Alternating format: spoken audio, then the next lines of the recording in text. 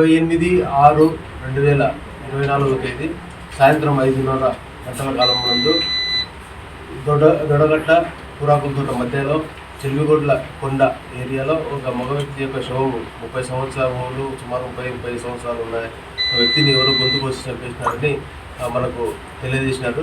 అందులో భాగంగా నేరస్థానానికి విజిట్ చేసిన తర్వాత అక్కడ ఎవరు ఆ వ్యక్తి గురించి విచారిస్తే పురాకులతోటకు చెందిన ఓనర్స్వామిగా అతన్ని గుర్తించడం జరిగింది.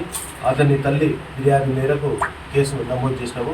దీనిలో ఎవరైతే చంపినారో ఏమనే సమాచారం కనుగొనడానికి మన కుర్తి పిఎస్ఐ గారు, తర్వాత కమ్మదూరు ఎస్ఐ గారు, మన సిబ్బంది, మా పోలీస్ స్టేషన్ సిబ్బంది అందరూ కూడా విచారణ చేసి అతన్ని పట్టుకొని అతన్ని విచారణ చేస్తే అతన్ని వచ్చి వాళ్ళ సొంతము అక్క తమ్ముడే ఇతని పిల్లవాడు. వాళ్ళ అక్క తమ్ముడు ఆర్థికంగా ఇబ్బందుల వలన కానీ ఉన్నాయి, దానికి అమౌంట్ ఇచ్చేదాని విషయంగా, తర్వాత వాళ్ళ డిసీజ్డ్ వైఫ్తో చనువుగా ఉన్నాడని మందులిస్తున్నందుకు ఇవన్నీ ఉండడం ఉద్దేశంతో అతన్ని గొంతుకు వేసి చంపేసి అక్కడ పడేసి వెళ్ళిపోయినాడు. తర్వాత ఈరోజు అతన్ని అరెస్ట్ చేసి అతన్ని కోర్టుకు హాజరు.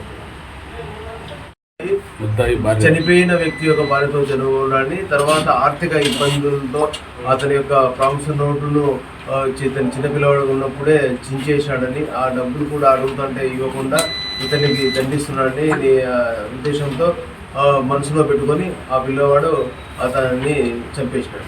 హత్య వెనుక ఇంకా ఎంతమంది ఒకటే ఉన్నారా? హత్య వెనుక ఒకటే ఉండేది అతనే.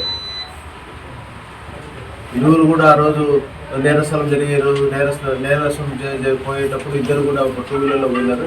2 వీలర్లో పోయేసి అక్కడ కొండ దగ్గర తీసుకుపోయినారు. మద్యం అతనికి బాగా తాపించి ఈ విధంగా అతనికి ముందుగానే ప్రాణంగా పోయినాడు.